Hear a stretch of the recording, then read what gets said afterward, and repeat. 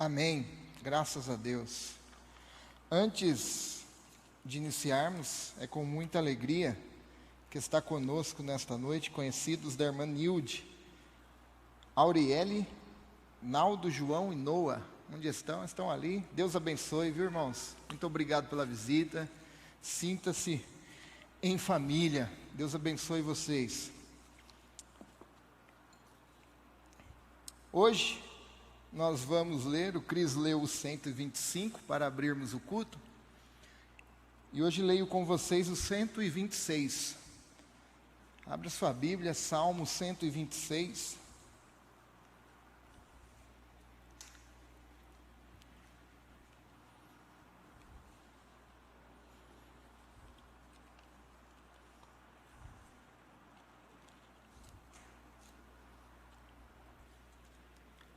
Salmo 126.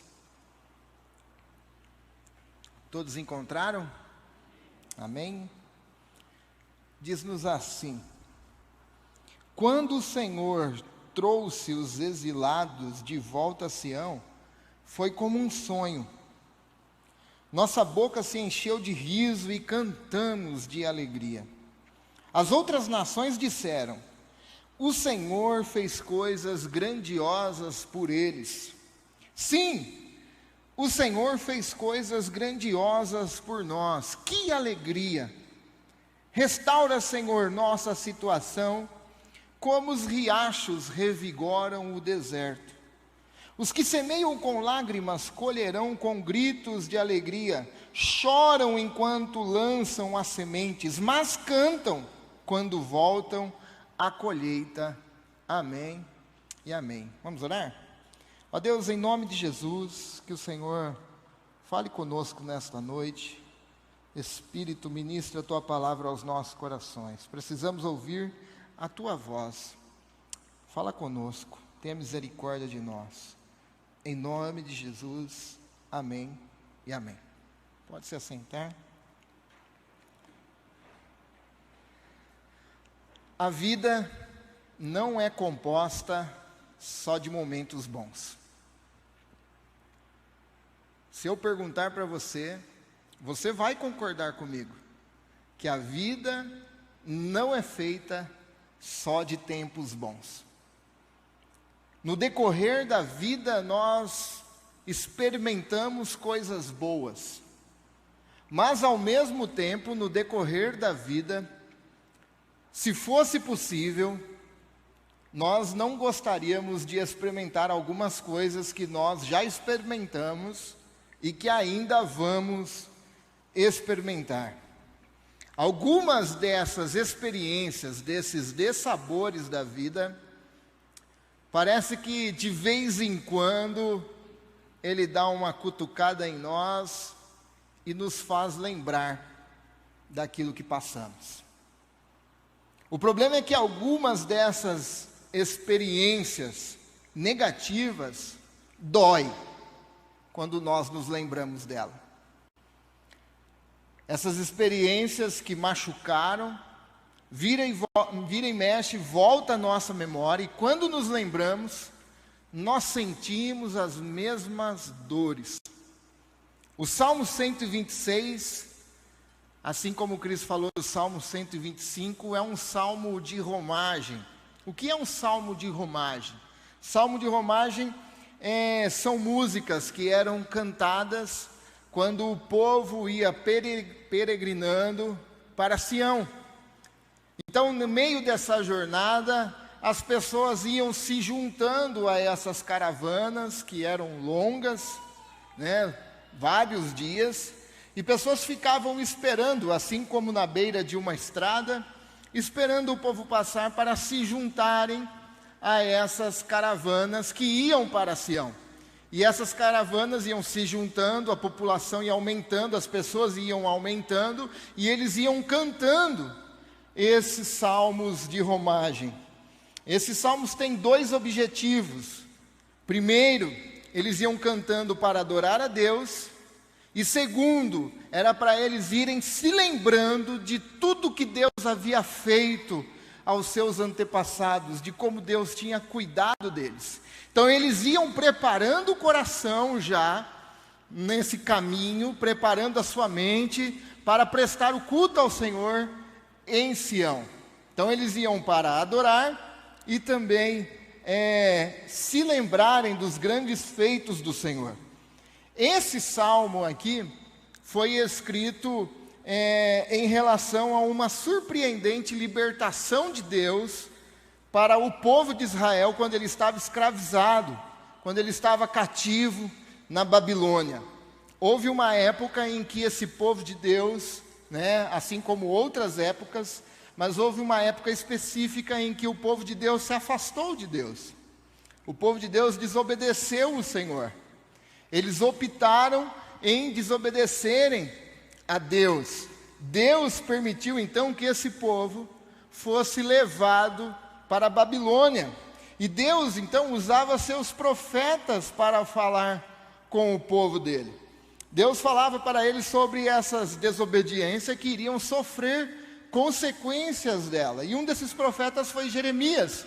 E Deus usou Jeremias que eles seriam levados então ao cativeiro, que Babilônia viria, saquearia a cidade, acabaria com a cidade, pegaria o povo e levaria o povo para o cativeiro. Mas Jeremias também falou para eles que Deus nunca os abandonaria e que também era um tempo, não seria permanente, seria por 70 anos, e após 70 anos Deus libertaria esse povo e traria de volta para a sua terra natal. E então esse povo foi levado cativo, sofreram demais, a dor desse povo foi imensa ali naquela terra. O Salmo 137 nos relata um pouco dessas dores. Eles dizem, junto aos rios,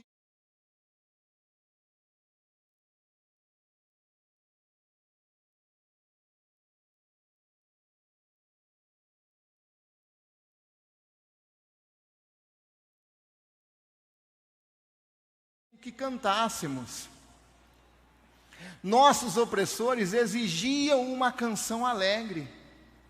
Cantem para nós uma das canções de Sião. Mas como poderíamos cantar as canções do Senhor estando em terra estrangeira? Se eu me esquecer de ti, ó Jerusalém, que minha mão direita perca sua habilidade, que minha língua se prenda ao céu da boca, se eu não me lembrar de ti. Se não fizer de Jerusalém a minha maior alegria.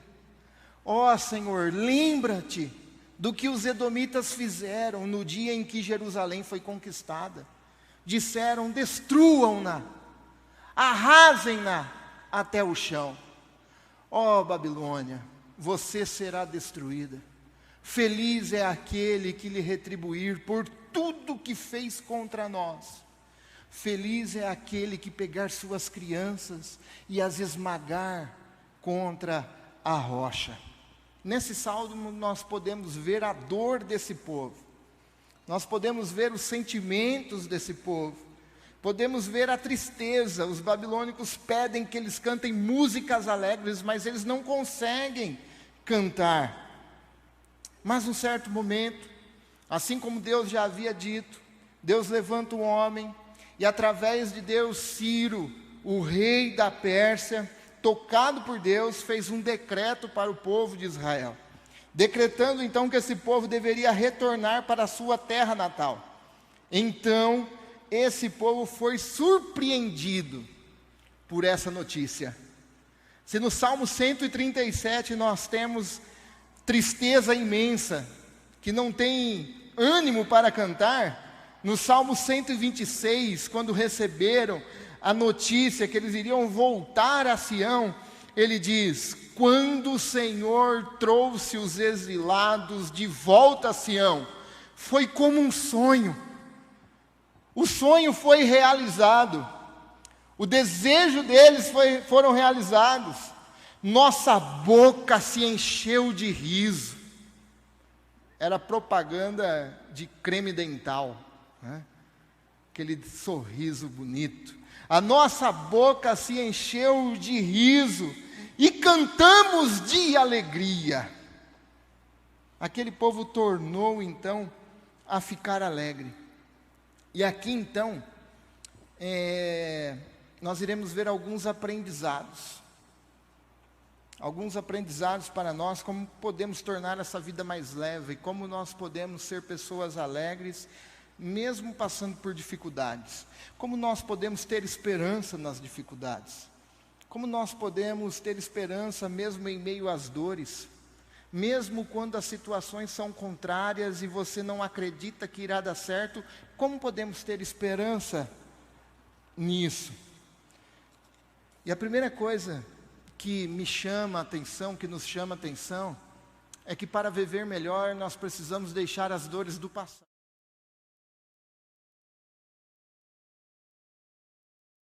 Alegrar com o novo de Deus. O texto nos diz que quando o Senhor trouxe os exilados de volta, foi como um sonho. Nossa boca se encheu de riso e cantamos de alegria. Quando a notícia começou a se esparramar no meio do povo, no meio da comunidade dos judeus, o povo ficou espantado, ficou empolgado com aquilo que havia acontecido, de tal forma que a alegria deles se tornaram visíveis. Todo mundo percebeu. Você vai ver que as nações disseram. A alegria deles foram visíveis. Pela primeira vez em cerca de 70 anos, eles tinham motivos agora para se alegrarem. E era uma alegria incontida. Eles não conseguiam conter essa alegria.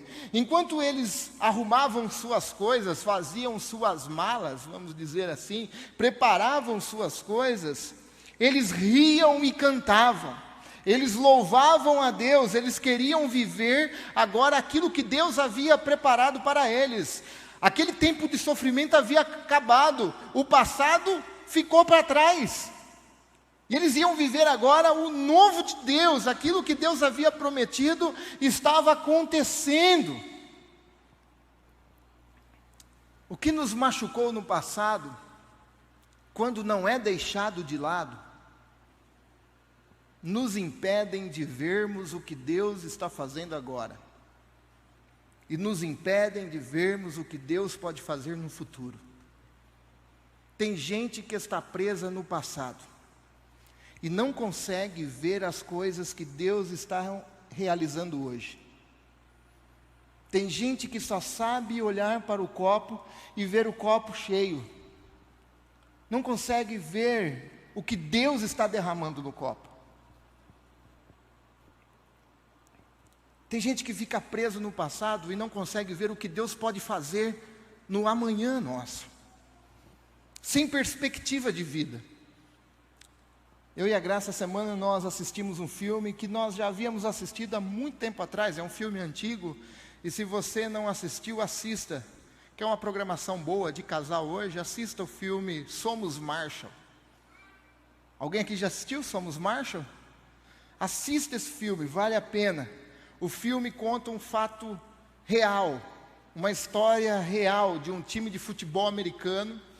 Em 14 de novembro de 1970, este time, voltando de um jogo, cai quase perto do aeroporto da cidade, cai o avião. E isso é fato real. E todos no avião morreram. Todos. Não sobrou um. O problema é que esse time não era um time como os outros, que você compra jogador de todo lado. Esse time foi diferente porque o time todo eram pessoas da cidade. E era um time bom. Eles tinham ido, não sei se foi semifinal do campeonato, algo assim. Mas era um time diferenciado porque todos os jogadores eram da cidade, os pais eram da cidade, a conversa era da cidade. Era uma cidade pequena, uma cidade pacata. Tudo girava em torno desse time. Mas o reitor da universidade resolveu então criar um novo time. E aí ele contrata um novo técnico e o técnico começa a montar um novo time.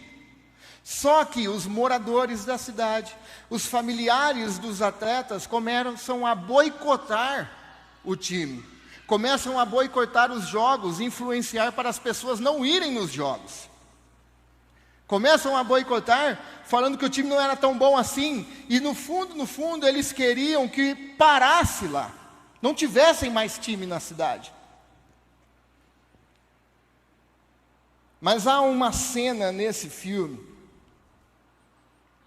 porque a apatia foi tomando conta do time, não ganhavam, não jogavam, eles estavam frustrados, desanimados. Há uma cena nesse filme que me chamou muita atenção, eu acho que é a melhor cena, que tem um memorial lá na cidade, no cemitério, porque 6 jogadores, fatos reais, ficaram irreconhecíveis. Então pegaram pedaços do corpo e enterraram os 6 juntos, e fizeram um memorial onde estão esses 6 jogadores. O técnico pega esse time num dia do jogo, leva o time lá e diz: nós estamos aqui hoje para honrar esses caras. Só que, porém, esses caras não jogam mais. São vocês agora que serão lembrados. É de vocês que a cidade irá falar futuramente. É vocês que ficarão na lembrança. E depois de um discurso ele diz: quem nós somos? E o grito de guerra é: somos Marshall. Quem nós somos? E o grito de guerra é: somos Marshall. E ele diz: então o funeral acaba hoje, vamos para o jogo. Você entendeu o que eu quis dizer? Tem muita gente, meus irmãos, que anda em luto de coisas que já passaram. Tem muita gente velando coisas que já se passaram. Tem muita gente velando sentimentos, decepção do passado, que já foi. Tem muita gente velando frustração, que já foi. Tem muita gente velando afrontas, que já foi. Tem muita gente que velando igreja, que não existe mais, já foi. Tem muita gente velando pessoas que não estão mais aqui. Tem muita gente velando as coisas que não existem mais. E até quando nós vamos viver nesse passado? E não enxergarmos e nos alegrarmos, assim como o povo judeu se alegrou com o que Deus está fazendo hoje na minha casa, com o que Deus está fazendo hoje na minha família, com o que Deus está fazendo hoje nessa igreja Ebenezer. Até quando nós não vamos nos alegrar com isso? Tem gente que está presa no passado, vivendo ainda no cativeiro com o decreto: ó, pode ir embora, pode ir embora.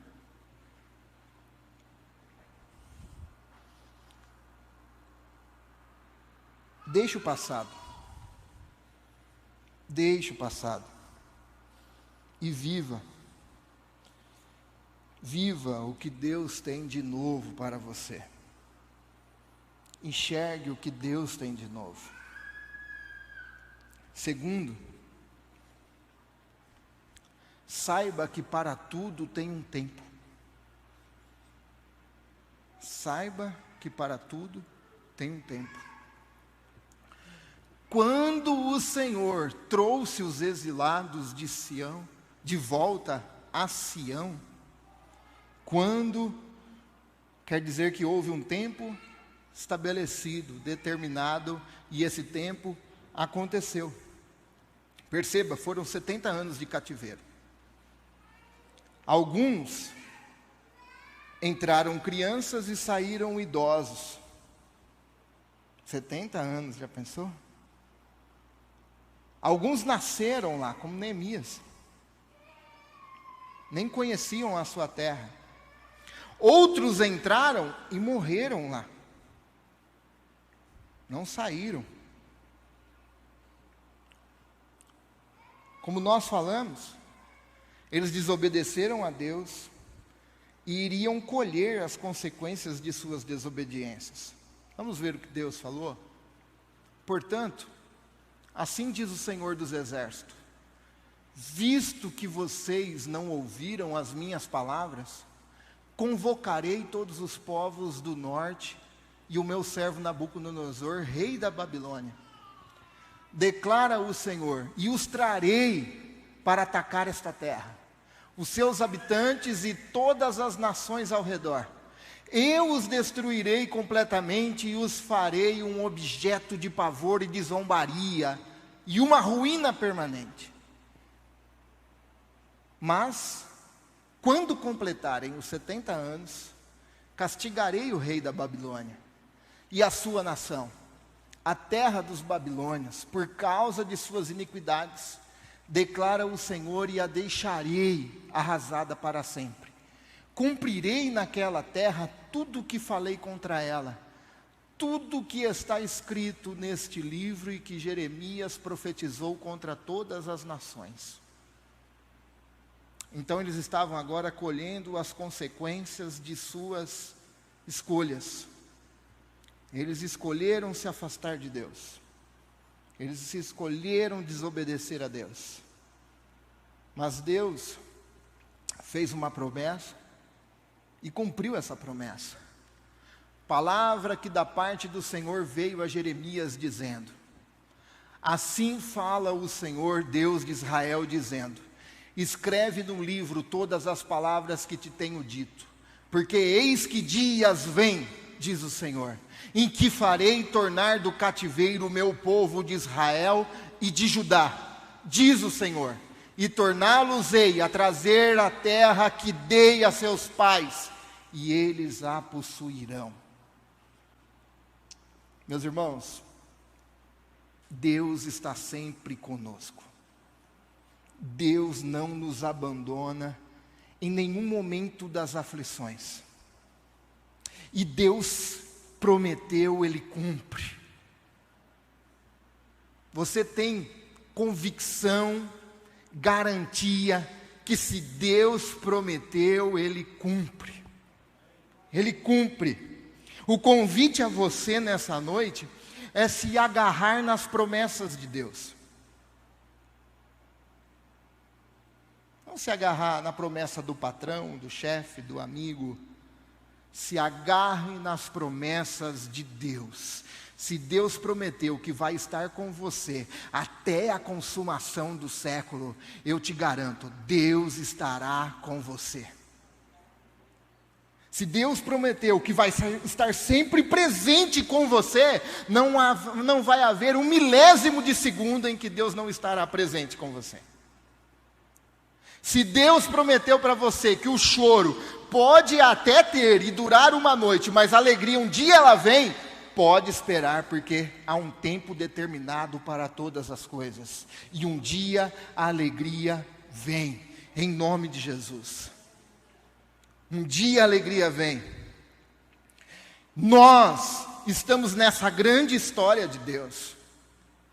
Deus nos colocou nessa grande história dele e está nos conduzindo para um bem maior, mesmo que na nossa perspectiva pareça ruim. Deus está nos dirigindo para um bem maior, a terra prometida para nós. E muitas vezes nós não entendemos nada. E no meio dessa circunstância, só tem uma coisa a fazer. Não adianta você se debater, não vai resolver. Não adianta você murmurar, não vai resolver. A única opção que Deus nos deixa quando estamos nessas dores, nessas aflições, é confiar em Deus. É a única coisa. Você tenta fazer um negócio daqui, tenta fazer um negócio dali, você se debate daqui, não resolve o problema. Sabe por quê? Deus quer nos ensinar a confiar nele, porque Ele prometeu, Ele cumpre. Ele cumpre.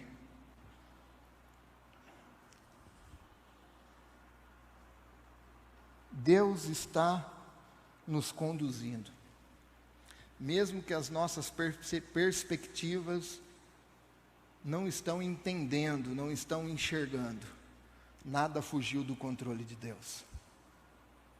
Terceiro e último, algo bem simples, parece um jargão, mas eu acho que cada vez mais nós precisamos reafirmar isso. E eu não canso de falar disso. nós precisamos ser gratos. Precisamos ser gratos. Cada vez mais, nós somos influenciados para sermos ingratos. Ingratos às pessoas, ingratos a Deus. Quer ver uma coisa? Eu consegui esse emprego porque eu tenho um currículo bom. E eu vou para a entrevista, eu me garanto. Sabe o que é isso? Não é só soberba, é também ingratidão.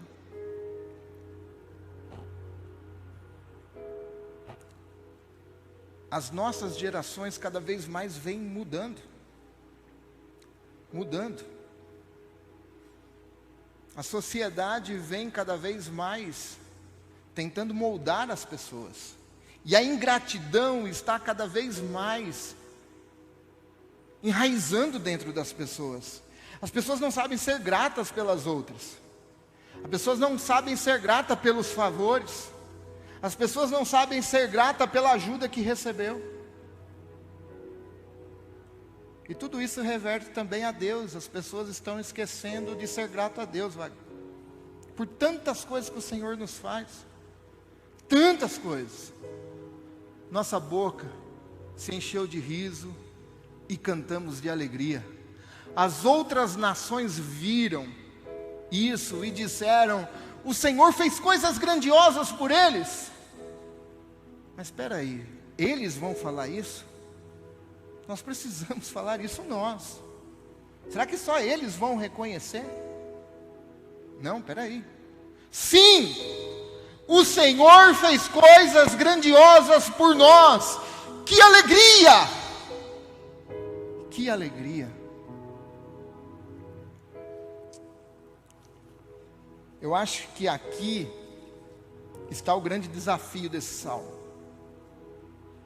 Aqui está o grande desafio do salmo, que é olhar para trás, olhar para o passado, e não só ver os momentos ruins, mas ver como Deus esteve conosco nos momentos ruins.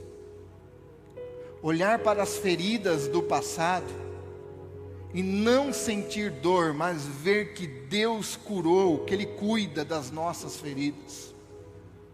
Olhar para as dores do passado, para o abandono do passado, para o abuso do passado, por tantas coisas que as pessoas enfrentaram no passado, e entender que o melhor lugar é estar na presença de Deus, e isso traz regozijo ao nosso coração, e nós dissemos: que alegria! Que alegria! Olhar para trás e ver que o Senhor, o que o Senhor já fez em nossas histórias. Quantas alegrias o Senhor já nos proporcionou. Olhar para trás e ver quantas vezes, assim como esse povo, nós fomos surpreendidos por Deus. Sabe aquele momento que você fala: não tem mais o que fazer, e Deus te surpreende? Sabe aquele momento que você fala: não tem mais saída, o diagnóstico foi esse, e Deus te surpreende. Deus te surpreende.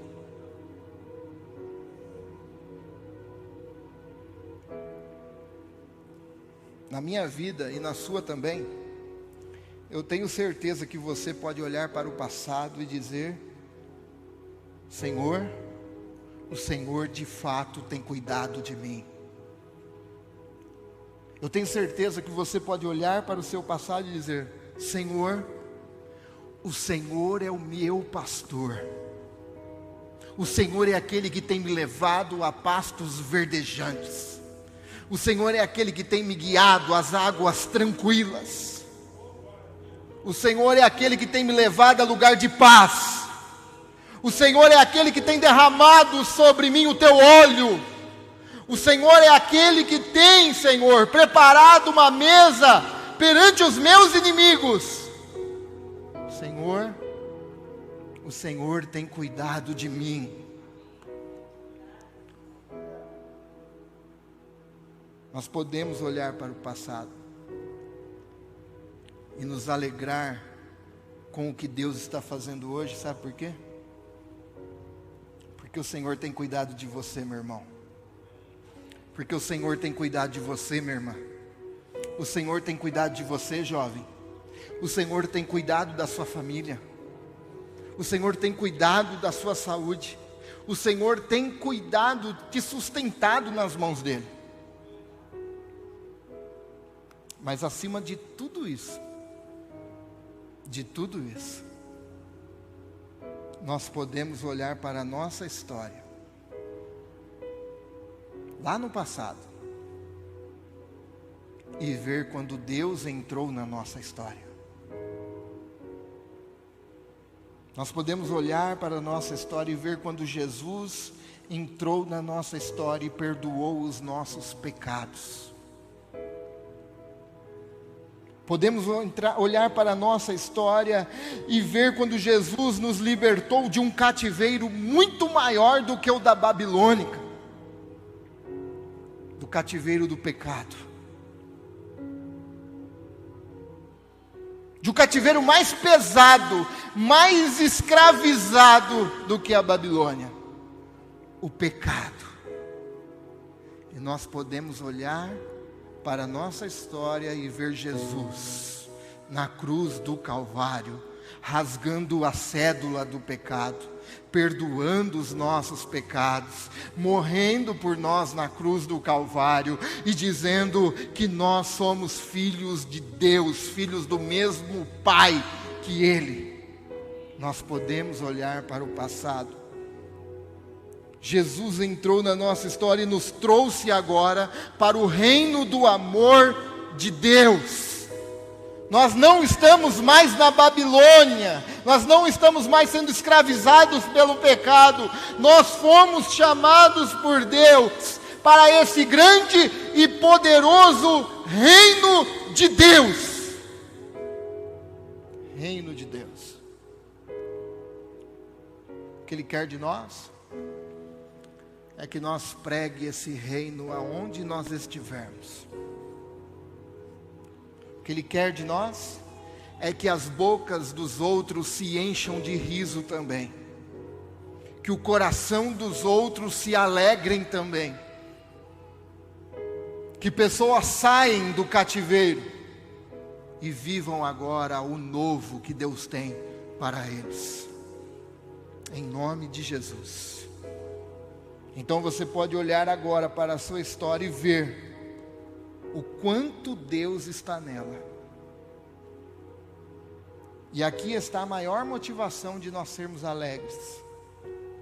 Pois viver uma vida alegre, mais leve, depende de olharmos para trás, vermos e sermos gratos por tudo que Deus já fez por nós.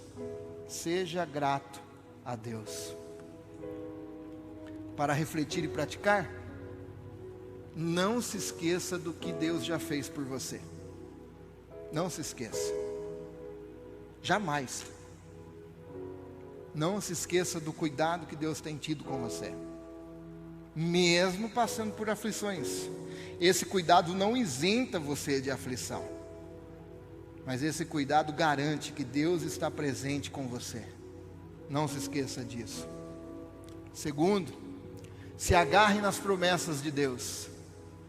Se agarre nas promessas de Deus, porque mesmo nós sendo falhos, Deus não nos abandona. Deus não nos abandona, mesmo cheio de mazela, cheio de falhas. Deus não nos abandona. O nosso nome está escrito na palma da mão de Deus. Foi Deus quem te chamou, irmão. Você nunca escolheu Deus. Deus olhou para você e disse: eu te amo, meu filho. Eu te amo. Eu te amo. Mesmo desobediente, Deus olhou para você e disse: você é meu filho amado. Você está escrito na palma da minha mão. Terceiro, troca para mim fazendo um favor. Abra a mão do passado e viva o novo de Deus. Deus faz nova todas as coisas. Deus faz novo todas as coisas. Deus faz novo. Mas para vivermos isso e vermos isso, nós temos que deixar aquilo para trás. Precisamos deixar aquelas dores para trás, aquelas lembranças para trás, aquelas frustrações, decepções, deixar para trás e viver o que Deus tem de novo para nós. Todos os dias o sol nasce, todos os dias o sol se põe. A pergunta é: como eu vou viver esse dia? Vou ser escravizado pelo ontem? Ou vou se alegrar com o dia de hoje? A opção é sua. Viva o que Deus tem para você. Amém? Nós vamos orar. O grupo de louvor vai subir para cantar. E a minha oração é que Deus continue falando no seu coração. Que essa palavra venha a surtir efeito nos nossos corações no decorrer da semana, dos dias, dos anos. Que nós venhamos nos lembrar. Porque Deus nos discipulou aqui hoje para deixarmos o passado, para nos agarrarmos na promessa e para sermos gratos a Ele. Que isso venha acontecer em nossa vida. Em nome de Jesus. Em nome de Jesus. Ó Deus, em nome de Jesus, te agradecemos pela Tua palavra. Que o Senhor continue falando conosco no decorrer desta semana, Senhor. Ó Deus, te damos graça porque o Senhor entrou na nossa história, Deus. Te damos graça, Senhor Jesus, porque podemos olhar para trás e nos alegrar, porque o Senhor tem cuidado de nós, Deus. Ó Senhor, ajuda-nos a deixar essas coisas que dói quando nos lembramos. Ajuda-nos a ver o que o Senhor está fazendo hoje e nos alegrar com isso, Senhor. Ó Deus, cuida de nós. Pai, torna em nós um coração mais grato, cria em nós um coração mais grato. Dá-nos confiança em Ti, Senhor, para nos agarrarmos na Tua promessa, Deus. Ó Senhor, perdoa nossos pecados, nossas falhas, nossas transgressões. Em nome de Jesus, Pai, deixamos, Senhor, as escolhas erradas, as desobediências, Senhor, deixamos aos pés da cruz, Senhor. Perdoa-nos, Pai. Perdoa-nos, Senhor. Deixamos a ingratidão, deixamos, Senhor, a falta de confiança, deixamos, Senhor, as coisas até mesmo, Senhor, que nos lembramos do passado que fizemos errado, e não entendemos que o Senhor levou sobre si o jugo, as dores. Ó Senhor, deixamos na cruz nessa noite. Nos perdoa, em nome de Jesus. Amém.